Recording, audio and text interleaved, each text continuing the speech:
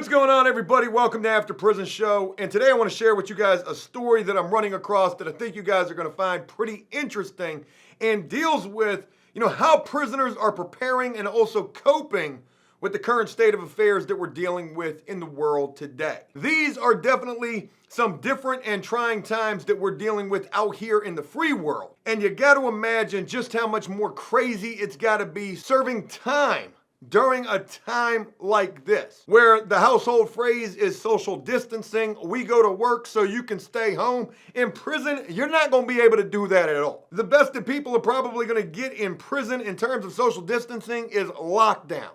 And that's damn unfortunate too, considering while on lockdown, you're probably going to be in pretty close proximity with somebody else, if not a whole housing unit full of people. And we've been addressing in recent videos certain things in relation to what it's like in prison during this type of a time that we're dealing with. But a story that I'm just running across is, again, something that I think you guys might find kind of interesting and also sheds a lot of light on how prisoners are kind of being forced to prepare and to also possibly cope with what all is going on. And it's also interesting that the story takes place in Virginia. I'm not sure if other states are doing this just yet, but I gotta believe, and I would like to believe, that other states would probably follow suit. Virginia prison inmates making protective masks for offenders and also for staff. Folks, we have just recently talked about jobs in prison and one particular field of employment while serving time here in the state of Virginia that's called Virginia Correctional Enterprises. That's your creme de la creme type of jobs.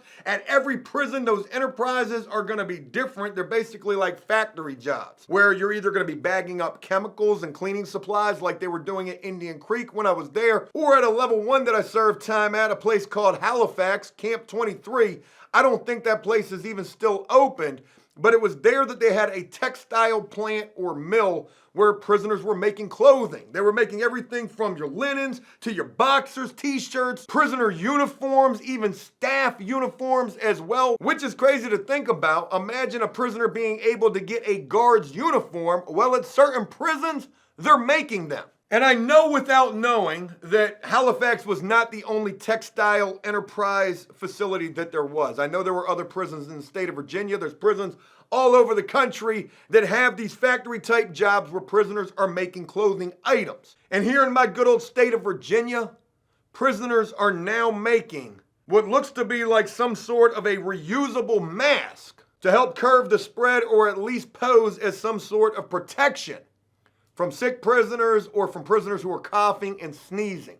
And let me go ahead and tell you one thing. If you locked up right now and you sneeze in the vicinity of somebody, you pass gas or fart or let loose or perform a drive-by, that right there is enough to get your ass kicked while locked up. But times are changing, folks. Change is coming down the pike, and sneezing and coughing is the new farting. I can't even imagine being locked up and feeling like you got a little bit of a cough, a little bit of a frog in your throat, trying to suppress that. Definitely scary times all the way around the board, and especially got to be 100 times more scary being locked up in close quarters around a whole bunch of other people. Virginia Department of Correction inmates are making masks for offenders and staff to guard against sneezing and coughing amid these current state of affairs. The non-medical grade masks are intended to help with the more than 40 state correctional facilities and are being made at 4 prisons by Virginia Correctional Enterprise apparel plants. Well, I was confused on whether it was called a plant or a mill. The story goes on to say that it's a plant. On Sunday, 5,200 masks were delivered to Coffeewood Correctional Center. That's a level 2 prison, a place that I've never served time at, but I've heard quite a few good things about that prison. I've heard that's considered like the country club, a place that if you got to serve time, you definitely want to put that on one of your 3 options, because when you're in receiving, a little FYI for those of you who don't know, during your intake to the prison system here in Virginia, they probably do this elsewhere.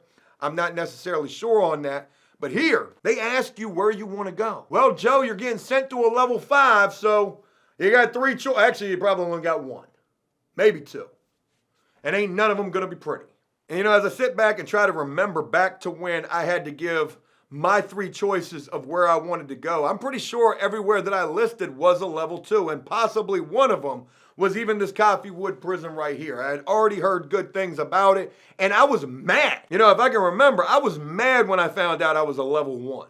You mean to tell me I'm gonna have to go serve 7 years, or the remainder of that, 5 years, at a place that barely got any fences? How I'm not gonna try to escape? I'm gonna think about that every day. But I've heard a lot of good things about Coffeewood, where 5,200 masks were delivered and then 4,900 masks were delivered to another level 2 Dillwyn Correctional Center. I've heard mixed reports about what people think about Dillwyn. Heard there was a lot of gangs. This was back in the day. Times have changed. Could or could not be the same. But one completely irrelevant fact to throw into all of this, here in this state, pretty much all of the level 2s look exactly the same. Indian Creek looked the exact same as Haynesville, another level 2 that I served time at. And both of those prisons look the exact same as Coffeewood. And I want to say possibly Dillwyn as well. I don't know why. I guess they probably just used the same blueprints for every level 2 here in this state. Maybe there's other states where they've got multiple prisons that look the exact same. If you guys know about anything like that, please comment down below and let us know. But folks, this is about to get really interesting.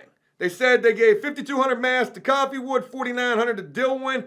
80 masks were being delivered to probation and parole officers on Monday. Damn, I gotta believe there's a lot more than 80 probation and parole officers in this state. But maybe that's all they had left. And then they said Deerfield, which houses many elderly and ill inmates, will receive the next round of masks. Folks, think about what we're dealing with out here, where retirement homes and communities are shut down from the public. Those are on definite lockdown. You can't go up inside of there. People are getting married outside the windows, bringing their kids, putting their hands up to the glass. It is almost like a damn visit inside of a jail or a prison, trying to see your loved ones who might be in a facility like that. And Deerfield Correctional Institute in this state is like the retirement community of the prisons here. And just like they say, they house a lot of elderly and ill inmates, and yet they didn't receive the first wave of these prison-made masks? I don't know about you, but that sounds pretty damn crazy to me. The Virginia Department of Corrections is now manufacturing sneeze/cough guard masks for use by Virginia DOC staff and offenders. And mentioning that, it brings up something that I was thinking about throughout this. I actually ran across a video on Facebook. I can't share it with you guys. It was pretty bad. It was showing the rebellion and the uprising taking place in one prison. Don't know where it was at. Prisoners were literally climbing over the railing on the top tier with sheets tied up. If you guys can paint that picture in your head, what I'm trying to say right there. And they were basically acting as martyrs because they had sick individuals in the housing unit or the cell block, and the staff wasn't doing anything. And even more crazy than that, well, I guess it's nothing more crazy than that, but you know, something else to mention. Whoever was filming this on their contraband cell phone turned the camera around and was facing themselves, and you could see not only them, but it looked like everybody in the housing unit was wearing, you know, the dust masks. And it made me wonder, you know, what precautions prisons and jails are taking. Are they handing those type of things out to prisoners? Well, you're seeing it every day out here now that there's a shortage and people are hoarding, and you'll go to prison if you get caught trying to do something like that. And now here in the state of Virginia, they're making their own. They're using the facilities that they have, transforming those to be able to create this somewhat of a protective measure, these prison-made masks. So I guess it's answering my own question right there, you know, what kind of precautions were being taken, and were prisoners being allowed to get masks? You know, because any other time that would probably be considered contraband. You know, walk around with a mask around your face in prison if you want to during any other type of a circumstance other than what we're dealing with right now. You'll probably end up getting football tackled by the staff, hit with a beanbag round. The goon squad gonna come in there after you. You might get tased, because they're going to think you up to no good trying to conceal your identity. I've mentioned it in a previous video. Here in the state of Virginia, wearing a mask in public is a criminal offense. Go up inside of a 7-Eleven if you want to with a ski mask and let a police officer see you. They got signs on some 7-Eleven doors that say you can't wear a mask or a hoodie up inside of that store. And I don't know if that's necessarily just in my particular state. Probably is elsewhere as well, I would imagine. Now, something else interesting that the story mentions that we just talked about in the video, talking about prisoners working in prison and what they get paid, if they get paid. The story goes on to say the amount inmates are paid for work in VCE, Virginia Correctional Enterprises, was not available from the DOC on Monday, but according to a 2017 survey of states by the Prison Policy Initiative, Virginia inmates working for VCE were paid between 55 and 80 cents per hour, folks. If they needed any more information about that, they could have reached out to us. Not all the times am I laughing and joking about everything, and sometimes I do try to be serious, and I always try to provide you guys with the best information that I can. But I will admit, probably a lot of times, not all times, but there are some times at least, I don't always get it right. Look at the paint that I've done in that house. A lot of people had a lot of things to say about that. In fact, when I get done filming this video, that's where I'm going back over to the house to continue working on some of that painting. There are no known cases of COVID-19 among offenders or staff in the department's facilities across the state as of Monday, but the crazy thing is folks, if you type in prison news right now, that is all you're gonna see. Slowly but surely, the spider web of this horrible stuff that we're dealing with right now, it's making its way up inside of the prisons. Arizona just got 6 confirmed cases, I think I saw there. There's staff members in other states that are testing positive for this. California just had their first prisoner test positive for this. Harvey, bad charges. Harvey just tested positive for this. The college admission scandal parents are getting released early, April the 1st. Because of this. So even though it's not in Virginia prisons just yet, as unfortunate as it is to say, it's a very real possibility of something that could happen. These prisons hope to produce up to 15,000 masks a day. Gosh almighty, they cracking the whip on that prison labor. VCE also manufactures cleaning supplies approved by the EPA for use in combating the virus. VCE is a self-supporting division of the DOC to provide job training and certification to offenders. They say a self-supporting division because they're making some money off of that. That's what I get from that right there. Also, because of everything going on right now, all Virginia prisons are on modified lockdown. Modified lockdown is just as bad as regular lockdown. I mean, obviously it's not entire lockdown, but you're getting way less rec, no visitation. All prisoner movement and schooling is probably canceled at this point. Transfers are probably canceled at this point. You're not going nowhere. So if a prisoner had an upcoming or pending transfer in place, that's not going to take place right now. They say prisoners will eat in their pods and go to recreation with their own pods and will not eat with or have recreation with those from other pods until further notice. And how long is all of this going to last? I guess that's the real $1 million question. So I wanted to share that story with you guys, and I really want to know what you think about that. I want to share one other story with you real quick. Outside of Virginia, my wife's home state, a state that, I like, but their prison system is in absolute turmoil.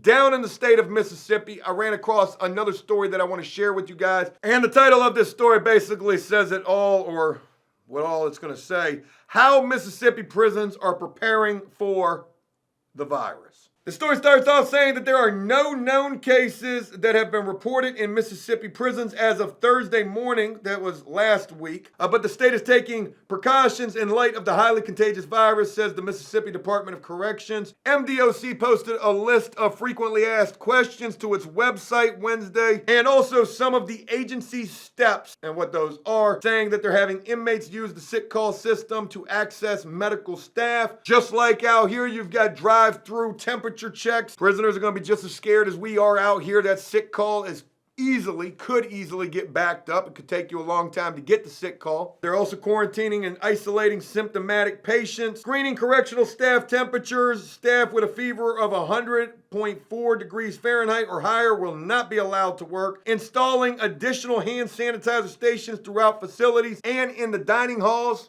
At least they're doing that much. Suspending programs and approved leave for inmates such as travel to funerals or wakes. Limiting transfers between MDOC facilities. I was just talking about that. Suspending inmate work crews. Out-of-state travel for people on probation or parole. And work for restitution center residents. Healthcare personnel have been provided the dust masks and personal protective equipment, said the MDOC chief medical officer. And in the event that somebody does pop positive, the patient will receive a mask. Correctional officers and staff posted. I should not be laughing about that, but that does not sound like they're going to do all that much. I'm sure they got to be doing more than what they're saying. Correctional officers and staff posted in infirmary areas and clinics will be provided surgical masks and gloves for use while on post. The system is not on lockdown. That is a very interesting thing to mention. because I know that there's a lot of states that probably are, just like how Virginia's on the modified lockdown. But let somebody pop positive for this, they're probably going to be changing their lockdown status. Release procedures have not changed, and people on probation and parole are still required to report to their supervising agents. Can you imagine, and this is just thinking way out there in left field, using this crisis as an excuse? And, going even further, probably because somebody is dirty, not wanting to go see the probation. Yeah, look, I'm really not trying to leave the house today. Nah, I'm not dirty. But we got a global pandemic taking place. Look, can we reschedule till the summertime? How I'm supposed to get there? I don't even drive. I ain't got no more bus passes. Unfortunately, some might even violate their probation behind this, trying to use that criminal way of thinking that when the courts do reopen, because here in the state of Virginia, I think all the courts are closed, all school is closed for the rest of the year, thinking that when them courts do reopen, they can go up in there and use this as an excuse. If I was still in that line of work or that type of a lifestyle, old Joe was, back in the day, younger Joe, I probably would have done it too. Legal visits are still allowed. The agency announced earlier visitation and inmate transfer from county jails has been suspended, no visitation, and that several job fairs for correctional officers were canceled. The state's prison phone contractor, Global Tellink, spent a lot of money with them people throughout my life of crime, and more importantly, being locked up because of that, or my loved ones did. I didn't really spend nothing. Global Tellink is providing up to 10 minutes of free phone calls weekly for each prisoner through April 13th. Completely off subject, but I want to throw this in here as well. The government's talking about handing out checks to individuals, like $1,000, $1,200, $500 per kid. Do prisoners get a check? Y'all let me know what you think about that. Should they get a check? That's a lot of commissary right there. Phone calls are typically 3 cents a minute, not including fees. I was about to say, because I don't remember no phone calls ever being 3 cents a minute unless you got you a Google number and then your phone calls were just 99 cents. I remember phone calls being $15, $1 a minute. And another really interesting point that this story makes, they said MDOC Communications Director did not respond to an email question about whether any staff or inmates have been tested for this virus, and also whether the state is waiving the $6 copay for inmate-initiated medical requests, and also whether canteen has been suspended or whether the state is providing additional soap or cleaning supplies directly to inmates, or whether there is a designated isolation room at each facility. So it sounds like they got a lot of questions unanswered. And isn't that usually the case? Stories that try to provide information sometimes, not all the time, but sometimes they can leave you with a lot more questions than answers. Folks, if you have anybody that is serving time, or if you're serving time yourself and have any information about what's going on inside of any system in any state or anywhere, please leave a comment down below and let us know. I'm trying to use the comment section. I'm trying to advocate for it becoming less toxic about my workmanship and about me being so dumb, and trying to advocate for it becoming more of like a forum. So if people click on a video that, they might have some questions about or want some information about, and maybe I don't provide all the answers, hopefully in the comments section we can get a little more information going there as well. Folks, I want to go ahead and wrap up this video. Look, no matter what the situation may be, I hope all of you guys, no matter where you are, free world or locked up, are taking whatever kind of safety precautions that you can to ensure that you stay safe and healthy, and keep your spirits up as much as you possibly can during these uncertain times. I know I'm trying to do the same for myself and also for my family, and I hope that all of you guys are doing that as well. I also hope you guys enjoyed this video, and if you did so, please leave a like and a comment letting me know exactly what you thought about it. And as always, until next time, enjoy life, the free world. Never take a moment for granted, and make the most of every day.